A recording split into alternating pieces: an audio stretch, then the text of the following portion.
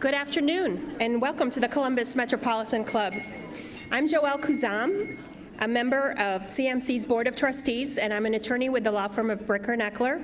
I'm pleased to be here with you today for this great panel. Today's forum, Ohio Gun Policy, A Will and a Way, echoes the sentiments and concerns of many citizens. It is time to do something.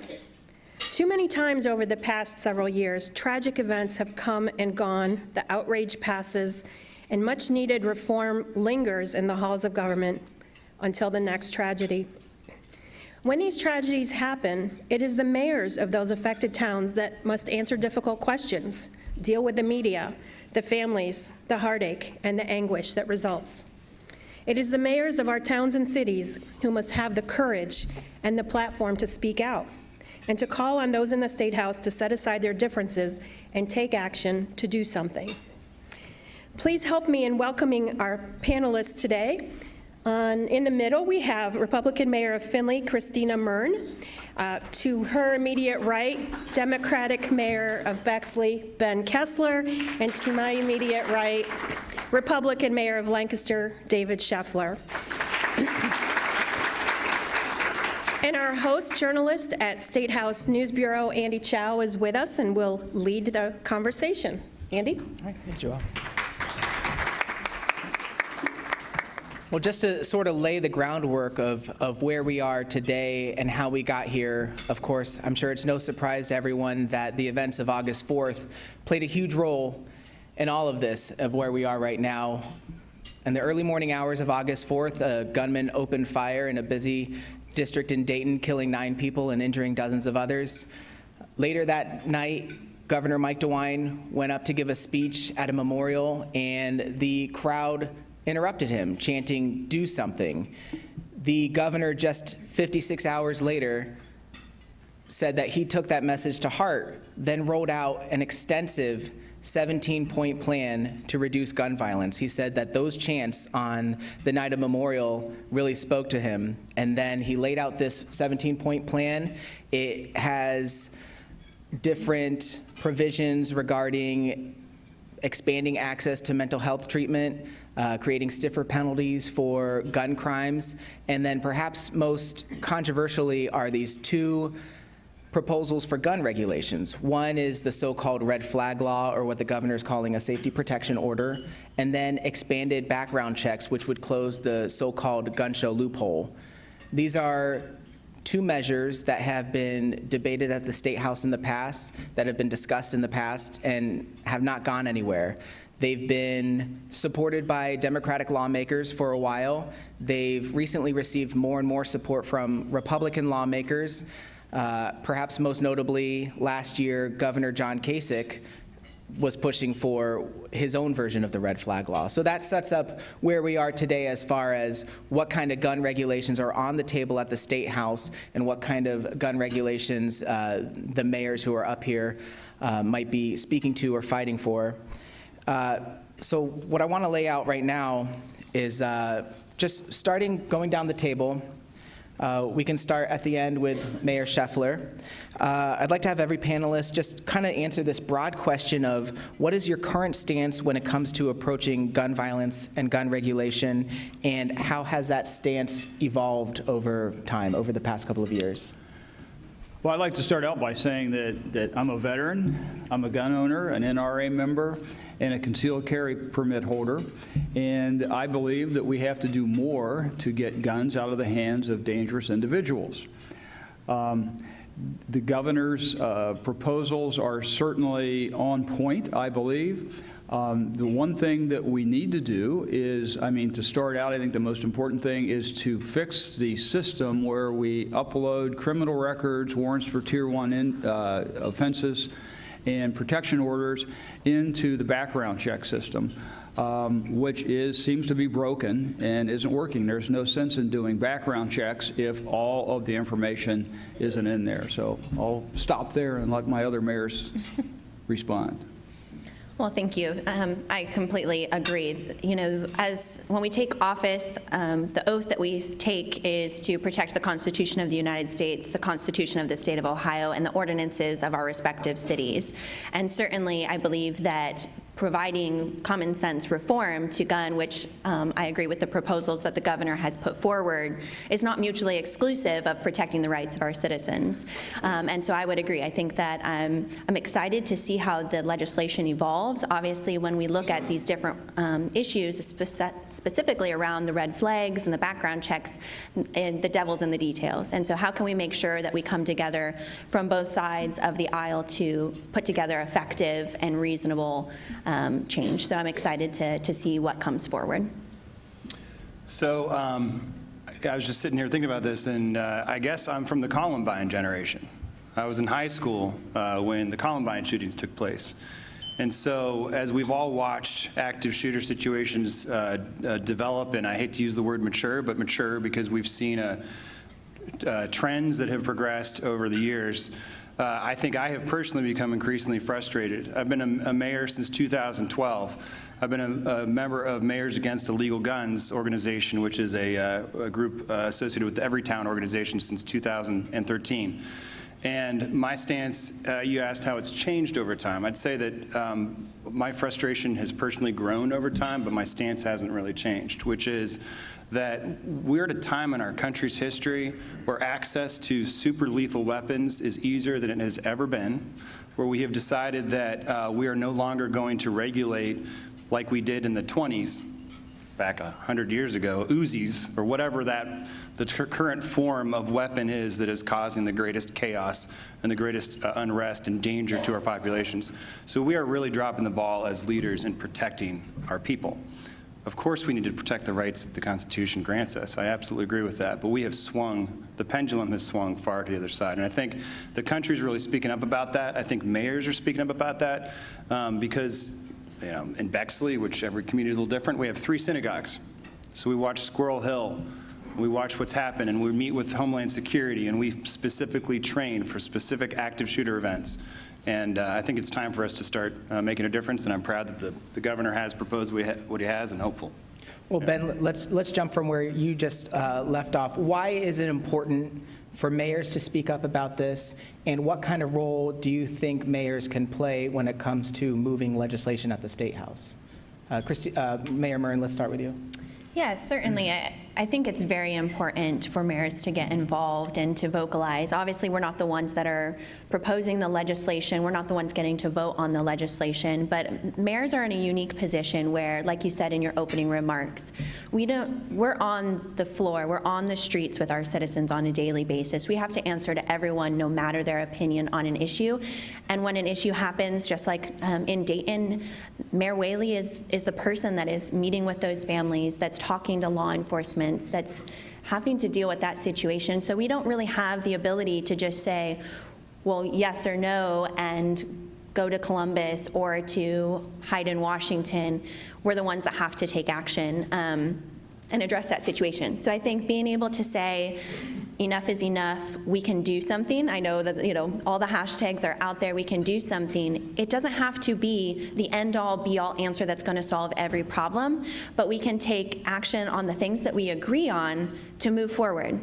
The old adage is you eat an elephant one bite at a time. So what are the things that we can do now? And I think that that's what mayors are able to do, is what is the first initiative that we can do to take action, to make progress? Because that's what we have to do in our communities every day.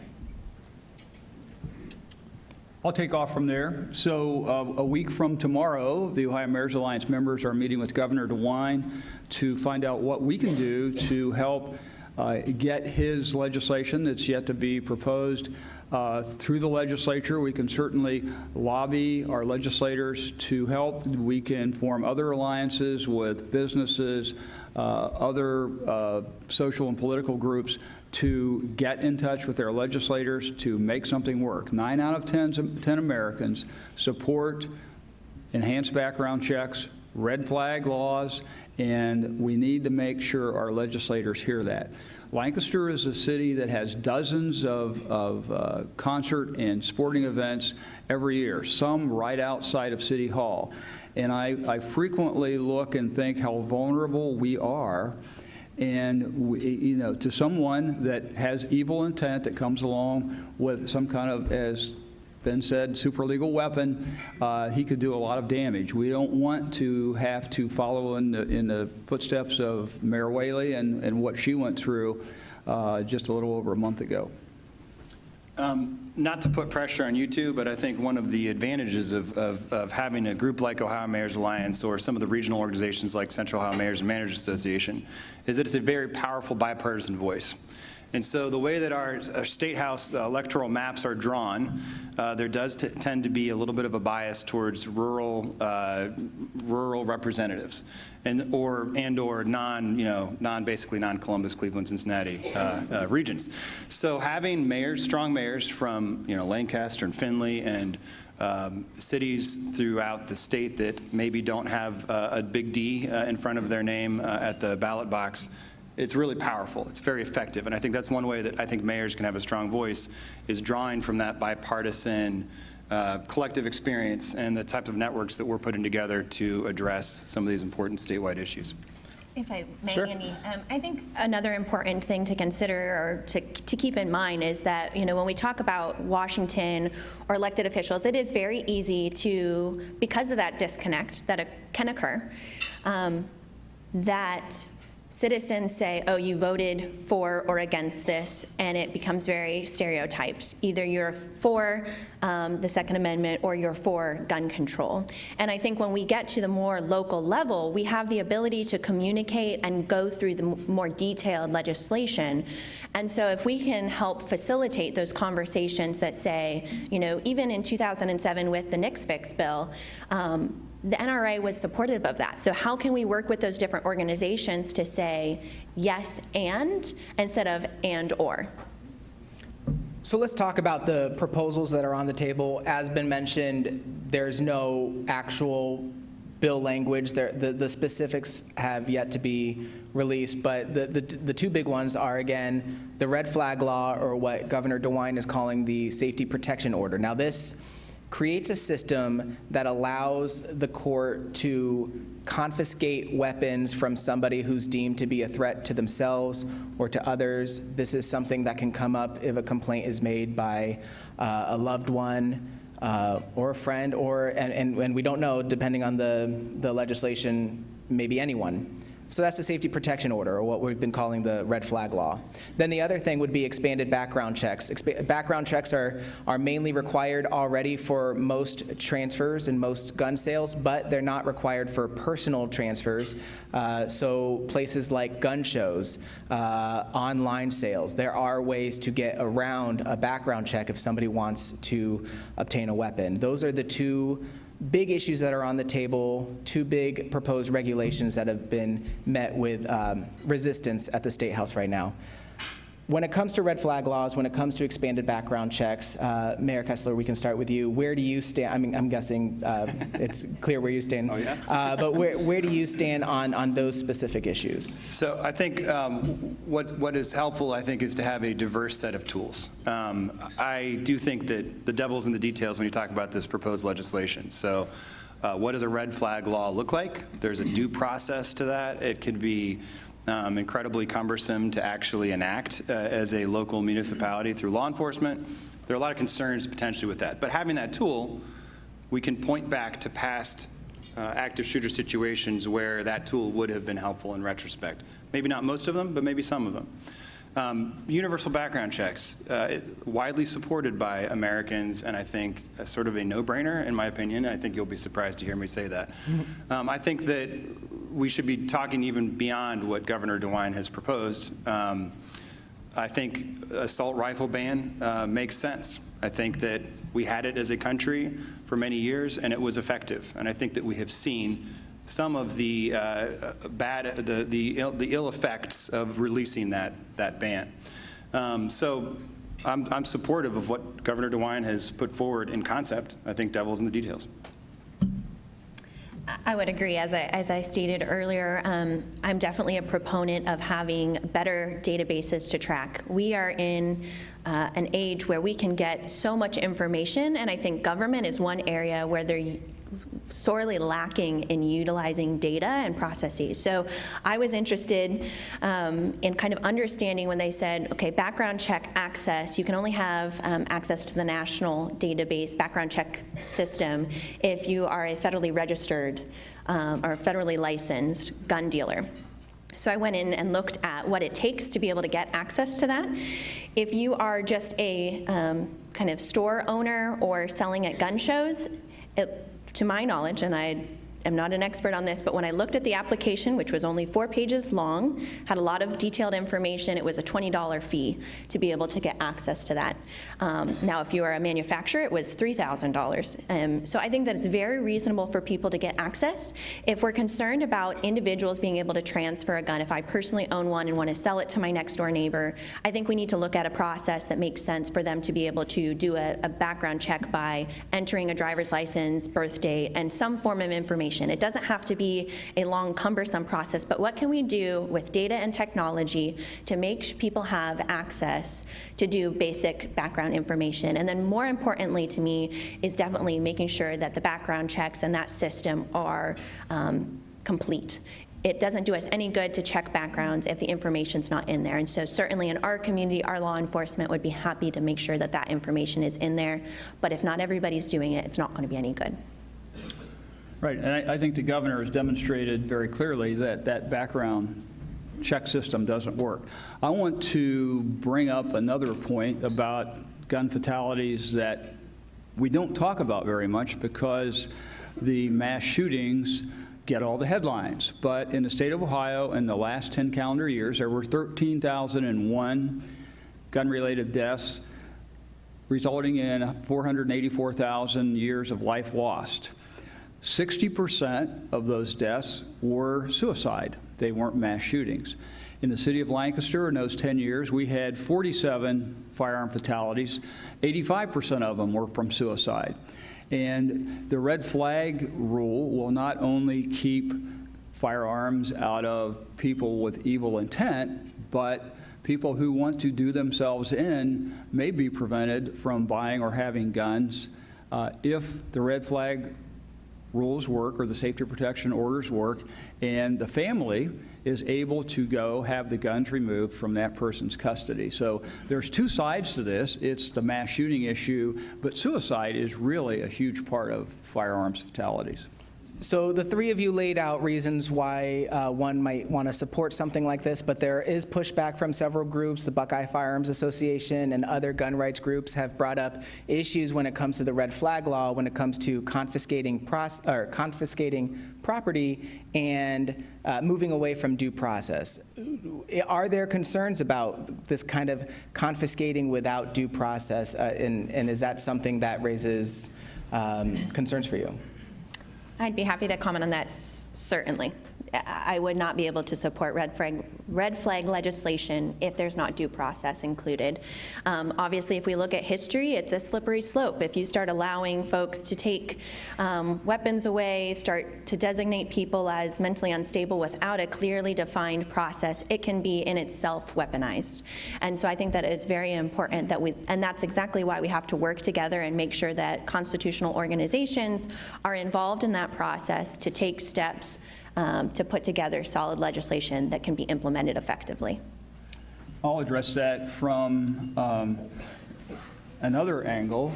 If you want to buy a gun for sporting, hunting, or self-protection purposes, I don't see where a 3-day wait is too long in order to buy that gun. If you go apply, you get the background check. If you really have a legitimate lawful reason to use a gun, 3 days isn't a big deal to wait. Mayor Kessler, I'll let you take over. I would just say that just kind of repeating and speaking the obvious, due process is incredibly important.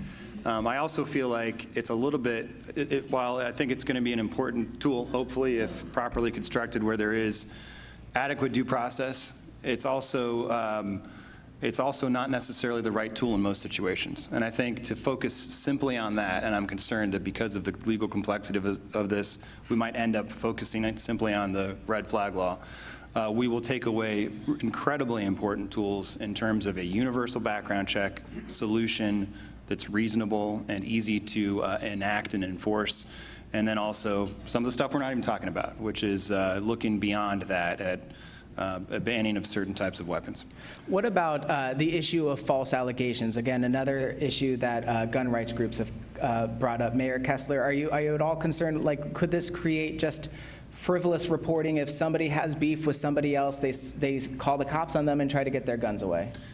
Certainly. I mean, there are many problematic potential outcomes if it were not incredibly carefully and well-crafted legislation. I think another concern is that you could have a situation where, you're investigating through the process of due process whether or not somebody would kind of fall underneath this red flag definition, and just the fact of trying to start down that process exacerbates a situation that's already explosive. So there are certain concerns about how you would administer that. You don't want to accelerate an action by trying to find somebody Right. not capable of finding a gun. But there's another part to this, that the governor had 17 proposals that he would like to see passed.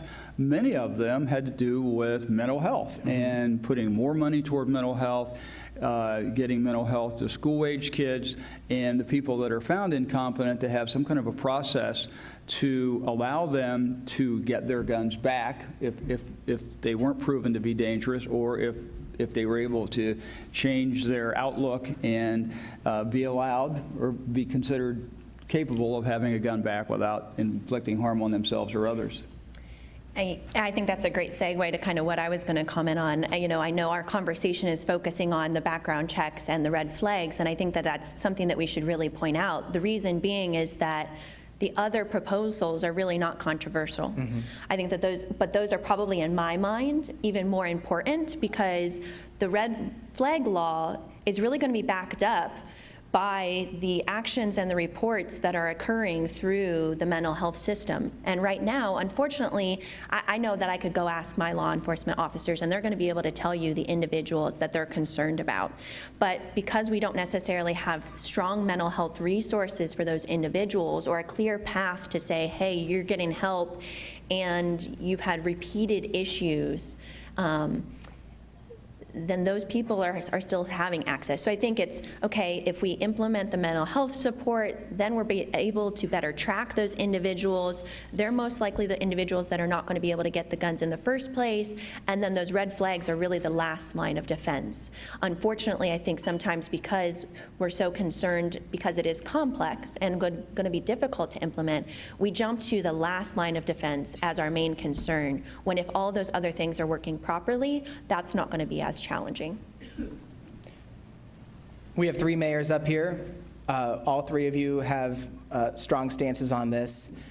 When it comes to gun regulation, is this something that should be handled on the state level, or should cities be able to create their own ordinances to regulate guns? How does local control come into all of this? Well, you're getting to one of our favorite topics, home rule, which is a sore spot. Look at the time. And the other two mayors may disagree. I think some of those issues need to be dealt with on a state level. For instance, the concealed carry permit. You shouldn't have to worry if you're carrying a weapon legally and go from city to city that you're going to be arrested in some other city because you're doing something that's legal in yours or something else. Some rules probably should be statewide, at that one particularly. Others should be allowed to be handled on a local level, like the prohibition from selling bump stock weapons or high-capacity magazines. There's no reason that Cleveland can't say that, and Cincinnati doesn't if they don't want to. But that, again, gets back to home rule, which is another whole subject we could spend another program on. But. We love to talk about home rule. I think it's actually, you could plug in any issue on this question, and we could like wax lyrical for a while about it. I think that obviously uniformity is much more powerful than a fragmented regulatory environment. So if I can buy a bump stock in Findlay, but then go to the next town over and I can't, or whatever, vice versa, it really doesn't have a ton of meaning, right? So uniformity is incredibly important. I think that when we, as mayors or as cities, start to really get aggressive with our home rule rights is when the Statehouse is not doing anything. So a less controversial example, maybe not, is Bexley has a distracted driving law that's more rigorous than the state, where you can't have the phone in your hand and be doing this while you're driving. Now, it would be way better if that were uniform across the region or across the state, but because it hasn't happened yet, and we know it's such a huge public health crisis, that's something that we've put in place. So I think I don't think there's a clear-cut answer to it. Not to waffle on it, but I think that, yes, uniformity is great. There's a purpose behind local law, and when the Statehouse doesn't step in and there's a public health crisis, which we are talking about a public health crisis, then I think cities should have the rights and the powers to take appropriate action. Yeah, I will add that Mayor Kessler has offered a copy of his distracted driving law to all the other mayors to adopt as it is. So. Thank you, yes. I have nothing real exciting and epiphany to share on that. I would echo the comments of the other two mayors. It's important that cities have the ability and rights, but if the state's able to address it effectively and we have that input, then that'll address the issue. The Ohio Senate and Ohio House are both dominantly controlled by Republicans. A lot of the Republicans, especially on the House side, have not exhibited willingness to move when it comes to the red flag law and the background checks. And I should note, like Mayor Mern said, the other issues, the other 15 points on the governor's plan, most people have come together on. But when it comes to red flag laws and expanded background checks, they haven't. Why do you think that mayors of cities, Republican mayors of cities, are showing a willingness to support these types of measures, but Republicans in the House and the Senate, more the House, have not? Well, we live with our constituents every day, so the legislators may not have as close a contact as we do with them, so they don't get the word, and that's where it becomes our job to make sure they hear the voice of the population. I think it kind of goes back to my prior comment on the ability to communicate why or why not, instead of it just being an up or down, yes, I support, or no, I don't support. And so I'm hoping that we can set the example and work with the legislature to say, it's not just a cut and dry action or no action, but it's a, you know what, we agree on the majority of this, what can we do to take it and move it forward? And I think sometimes we get caught up in the game of politics, unfortunately. And there's a very good book that I'll mention briefly but won't go into because we can talk about this for a very long time. It's The Failure of Nerve. And it talks about how it's so easy, especially in politics, for us to take the easy, pleasing action instead of the right action. I think, now I'm not a Republican mayor, but I think I can speak to the fact that when there's a gun fired and when there is a fatality or an injury from a gun in my city, I get a phone call. And I run a police department. We run police departments. We have to deal day in and day out at 2 a.m., at 10 a.m., at whatever time of day it is, with the implications of the legislation that we're talking about. And there's nothing more powerful than of an experience than realizing there is a weight to this, there's a severity to this, there's a seriousness to this that galvanizes us, I think, to caring about this in a very personal way. I remember putting a statement out after Sandy Hook, and I remember putting a statement out after Squirrel Hill, and I remember finally saying, how many more statements do we have to put out? I mean, how many more times do we have to listen to, well, okay, they'll agree with mental health funding, but we're not going to talk about universal background checks? Like, how much more does this have to happen before we start to take this seriously? And I think we have to live day in and day out with the implications of that. Mayor Kessler, you're not off the hook when it comes to party politics. So on the other side of things, there are sometimes the way Democrats could play this at the Statehouse. In the past, they, in negotiations, have maybe asked for too much. Are you at all concerned that Democrats, you mentioned a ban on assault rifles. That's something that you'd like to see go further. Are you at all concerned that Democrats could ask for too much and let the perfect be the enemy of the good? So and I don't really mean to totally push this aside. I benefit from being a nonpartisan mayor of the city of Exeter. I am a Democrat, that's for sure. I don't have insight into the minute workings of the party at all. I will tell you, yes, it is possible that you push too hard and that you hurt what could otherwise be at least an advancement. And so I think that's perhaps a risk. I don't know that that's as much of a risk at our State House because of the fact that we have such a supermajority on the other side of the fence that I don't think we have the luxury to be anything but staunch political realists when it comes to this sort of an issue. All right. Well, so pretty soon we're going to move on to audience questions. So start making your way over to the microphone if you happen to have any questions on your mind. In the meantime, I'll send one question off to everybody. I believe it was Mayor Kessler who talked about being in the Columbine generation. That struck a chord with me. Last year, I was having lunch with a politician, a major political leader in the state, and he was talking about how kids these days go to school in fear of a shooting. And he looked at us and he said, I mean, can you imagine? And I looked at him like, yeah, like a lot of people were still going to school when Columbine happened, when the West Virginia shooting happened. And those people who were going to school at those times are now moving into leadership positions. What kind of role is that playing in changing the culture and changing the tenor of the discussion that we have around guns? I think it certainly brings a lot of emotion, and that can be good and bad. I think that, personally, I remember many of these events. I remember being in school with lockdowns. I remember all of these different events. And the fear and the anxiety that comes with that. I think what it allows me to do is make sure that we're utilizing that to be effective and not allowing it to, again, create that tension of, I want perfection. I liked that statement.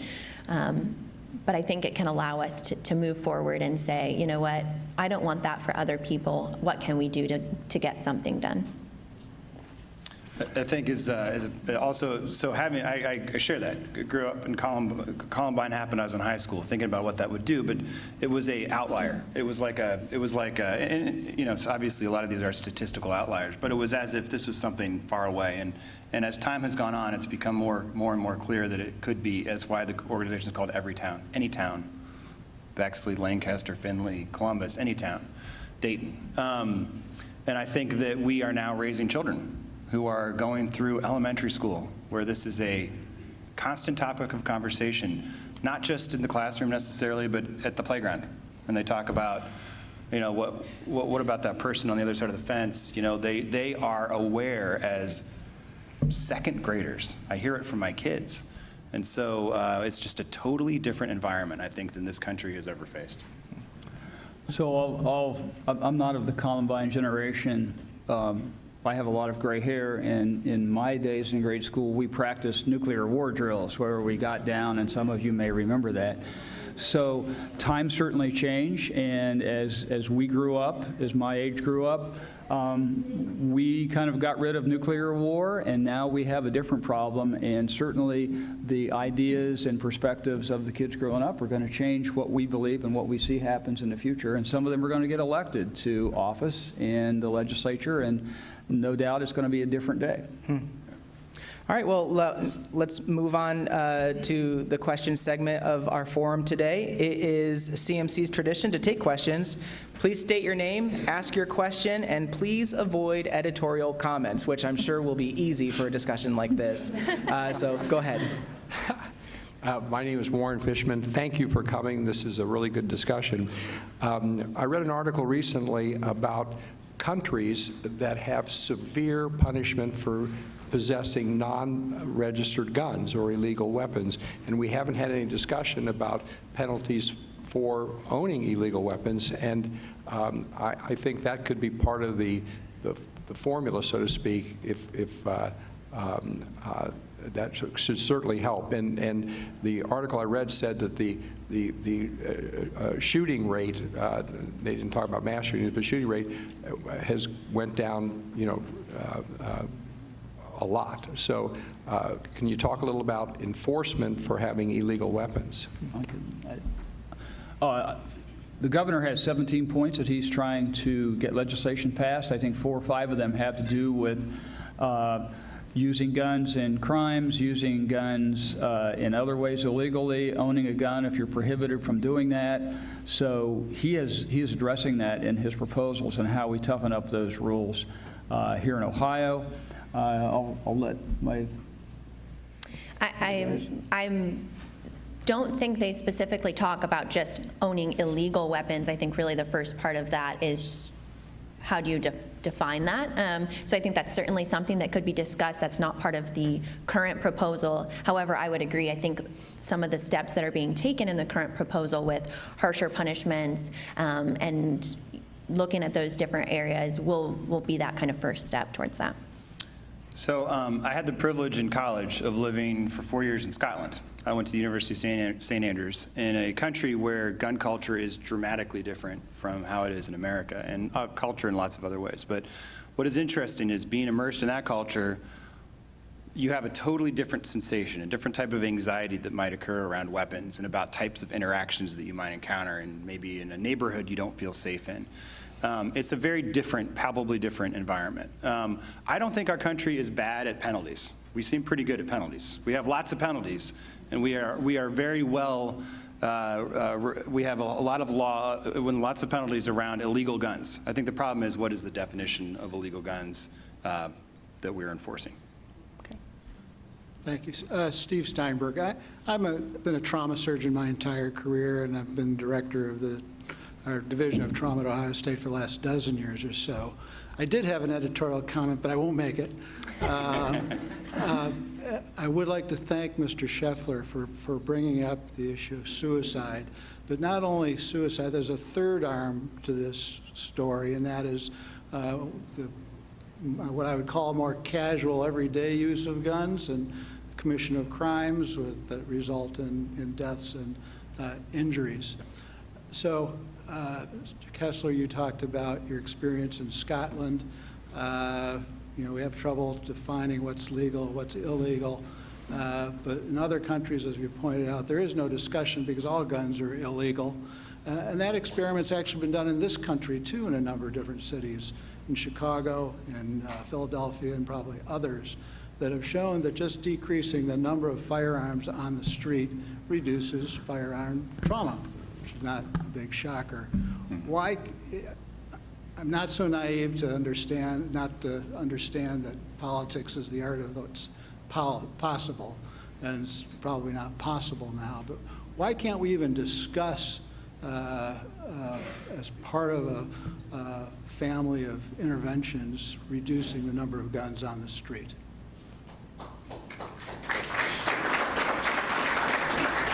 Well, I'll go out on a limb and say some of the cities that have the toughest gun control laws have the highest murder rate. Chicago is in the news every weekend. They have extremely tough gun control laws. You can't buy a gun. You can't buy a gun in Chicago, and look at what happens there. I respect Mayor Scheffler. I respect you quite a bit. I do feel like I've read a lot of these studies myself. There is a very distinct corollary between proliferation of weapons and homicide rates. It's really clear. So I think it gets to Andrew's question, which was, when does the perfect get in the way of good? And I am a mayor in Ohio, and in the context of the Ohio legislature. And so I agree with you that non-proliferation is the best answer to gun violence. And I think there's a fourth leg. You said the third leg is criminal. The fourth leg is accidental. And where there are lots of accidental deaths associated with weapons, that's another statistical corollary. States, countries that have lower proliferation of guns has a much lower, obviously, a much lower fatality rate from accidental gun death. And accidental gun death is a huge piece of these statistics as well. I think that my statement would be that we can't look at just outlawing guns in general because of our Constitution, and that becomes a very slippery slope. I think that we can take actions to make sure that they're not in the hands of individuals. I think we can do more to get illegal guns off the street, but I think that ultimately our responsibility is to uphold the Constitution. And by doing that effectively, I think that that will also protect our citizens. We have to have a driver's license to drive a car. You have to get a hunting license to go hunt. I don't understand why the onus is on the seller of the gun rather than the purchaser of the gun. Why can't we set up a system where if you want to buy a gun, you have to take a test and you get a license, and then you can take that license and show that license and put that license number on your internet purchase or with a private individual, rather than all the onus being on the seller. I don't understand why we're making it so difficult.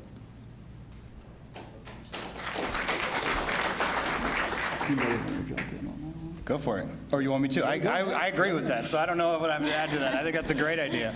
I think there's another piece of this, talking about licensure, that I've been trying to figure out how to dovetail, and you guys can tell already I'm shy about talking, but there are several pieces of legislation right now at the Statehouse that are kind of sitting in a dusty corner that have to do with concealed carry legislation. And with a further liberalization of concealed carry so that there's not coursework required, there's not a background check required, lowering the age, making it so that police officers don't have to have it disclosed to them that you're carrying, making it so that public facilities can't prohibit concealed carry in those public facilities. So there's all sorts of legislation pending that's actually been written, unlike the governor's proposal, that's sitting at the Statehouse that could be potentially passed in coming months. So I think that's a whole nother side of this that we haven't really broached. And it should be noted that the trajectory of the Statehouse was going in that direction until the governor introduced these provisions and sort of put all of those more pro-gun bills on hold. So I would answer your question, Jane. I could certainly agree with those proposals, and I think just like we need to support the governor's proposals, we need to make sure that these other liberalization issues don't get through the legislature. Can I go? Yep, go for it. Sorry. Hi, my name is Tara Talgar. I am the Columbus group lead for our group here in Ohio. I wanted to just ask about, there's two Senate bills that have already been introduced. They're in Coley's committee waiting to get hearings assigned, Senate Bill 183 and 184. One is a background check bill and one is a red flag bill. Both are bipartisan bills, with Peggy Leaner being a co-sponsor. My question is, do you support those bills? And are you planning to speak to lawmakers in support of those bills? And I also wanted to ask if you take any actions to have your members back in your home cities take an action or contact their lawmakers in support of bills like that. I can comment on that. I haven't read through those specific legislations. Certainly, I'm in support, again, of, taking appropriate actions toward background checks and some of those other legislation. I think in the case of this, certainly once we see the legislation proposal from the governor, and once I feel comfortable with it, I'll encourage others to, and I speak with my legislator very often, and will encourage him to take the appropriate step based off of my view on that. Related to the group real quick, I know with the Ohio Mayor's Alliance, it being a bipartisan organization, we have agreed in essence to the governor's proposal. Again, once we get the specific language, then we'll read through it, we'll work through it, and then we will have to have a supermajority vote to endorse any specific legislation. Yeah, likewise, I'm not familiar with those two bills. I know there was another bill introduced just recently in the House by Representative Williams from the Toledo area. It had some issues that I think were identified fairly early. So I agree with Mayor Murrin. We have to wait and see the governor's proposals, see what we can get behind. And I'm pretty sure based on the preliminary read of what he has put out there, I think the Ohio Mayor's Alliance can be behind that, and we'll move forward in that regard. And I think, added to that, I have Council President Lorian Fables here from Bexley. Bexley Council has passed resolutions in the past as they pertain to some of the legislation of the Statehouse. I think what I said before is critical, which is it's important to find mayors and city council members and elected representatives who are constituents of potential opponents at the Statehouse of this sort of legislation, because they are going to be the most powerful voices. So go to your city councils and get those resolutions. Make sure that they're taken to the Statehouse and that they're read. Make sure that the mayors who have in districts that have strong Republican representation in Ohio are talking to their legislators. And again, the groups like the Ohio Mayors Alliance are incredibly important. Central Ohio Mayors and Managers Association, we have Mayor Sloan Spalding from New Albany over here. We are working together to create a common voice that is being heard at the Statehouse, and it's a great and powerful tool. Okay, And if you wouldn't mind, I would also encourage everyone to take the opportunity to read both the support and against, and get differing views on the topics, and make sure, again, that emotion is utilized appropriately and rather than combatively. I think, unfortunately, it's so easy, especially in the social media age, to come out and you got to be for this or you got to be against this, and not necessarily provide information and say, please take the time to educate yourself, do your own research, make an informed decision. And I think that if we don't encourage that, and we're the very people that take the time to get informed, but encourage that among our friend groups, that's going to be much more productive than us just saying our belief on it. all right, and so we have 4 more questions left. We have 4 minutes to get through each of them, so lightning round. This was a 3-minute question. This might be hard. So Jason Coma, Mount Carmel. First off, thanks to the panel for your service, and certainly for the conversation today, a productive one. I want to follow up on a point Mayor Kessler made about acknowledging this for what it is, a public health crisis. My question is, why aren't we talking about it in that manner more often and across the board? We have a history of working in a bipartisan, or quite frankly, nonpartisan matter on public health crises, and this is one of those. So I would answer that to say that is being done. I have a research paper here from the Ohio Alliance for Innovation in Population Health, and they have recently released a study specifically on gun violence, which is where some of my statistics came from that I cited. So, I mean, I think it's starting to be looked at as a health crisis, and especially a mental health crisis. So actually, you completely segued away, and don't throw anything. I think for it to be looked at as a community health or public health crisis, I would put the challenge out there.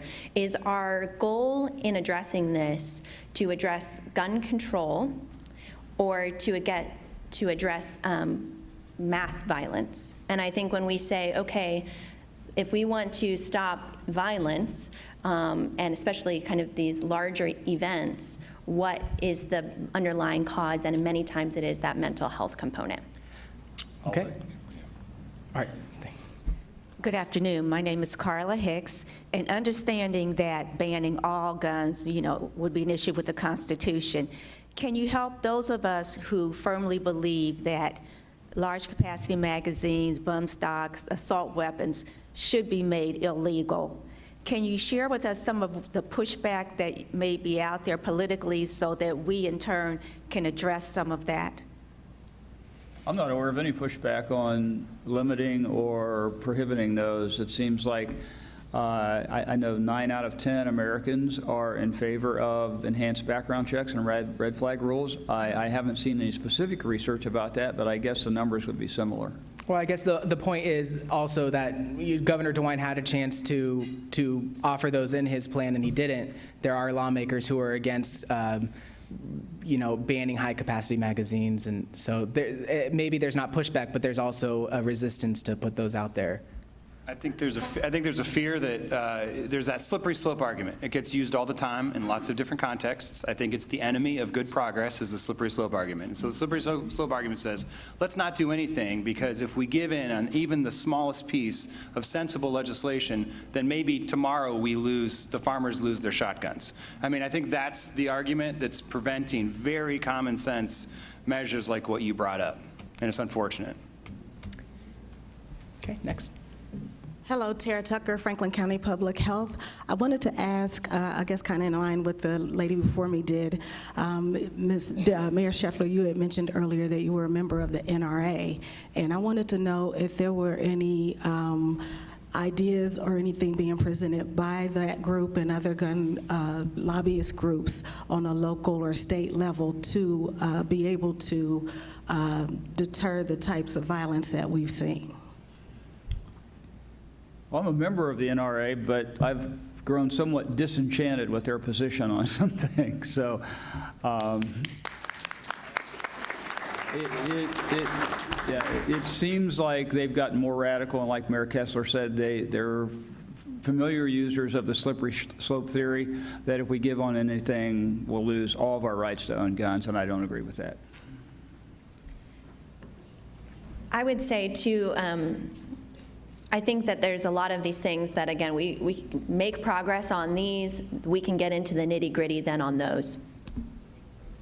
Michelle? Rochelle O'Connor. I'm retired, and I've spent a lot of hours at the Statehouse listening to testimony. And with Moms Demand Action, we also have a group, Students Demand Action. They present some of the most compelling and unemotional and factually based testimony of all the professionals that testify. So my question is this: after sitting at the Statehouse and seeing nothing get done, kind of, what goes through the head of an elected official when somebody who's not a constituent speaks? Because the students are speaking, and they're speaking loud and clearly and very eloquently, yet they're not your constituent. What goes through your mind? Well, I would say it's probably pretty different than what goes through the minds of the individuals at the Statehouse, and I have great relationships with all of them. They have a different job than we have. So I think as mayors, when something happens in another community, it hurts my heart as much as it hurts when something happens in my own community, because we understand what that mayor is going through. We care about people deeply. And I know the legislators do as well, but they also are so focused on the language. And so I think that what they're thinking of is, how do we implement that? How do we fund that? How do we work through that? And they get so many voices that sometimes they probably have to filter it out for their own sanity. We, for better or for worse, Bexley recently passed a single-use plastics ban. And that kind of was born, thank you, constituent. That was kind of born out of a mock council meeting with third graders. And they raised that issue, and they passed it in their mock council. And from that, an idea that had been stirring got some legs and carried. So I think that kids, whether or not they can vote, have a very powerful voice.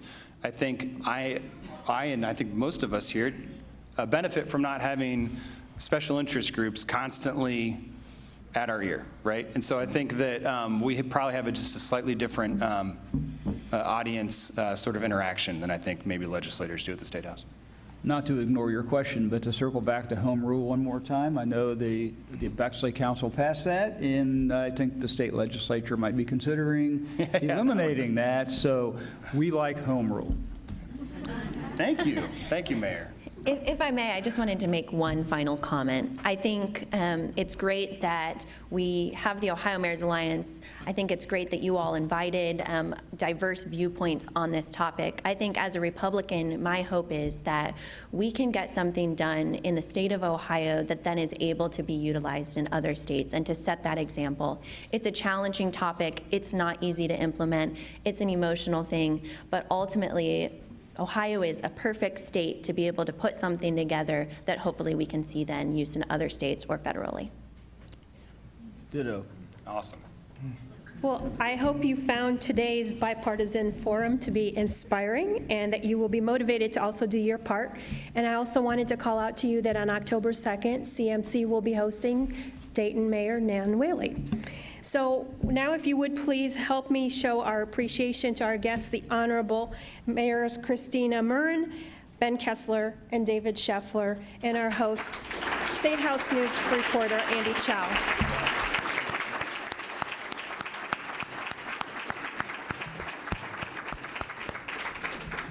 And our special thank you to all of you. We look forward to seeing you next week at CMC.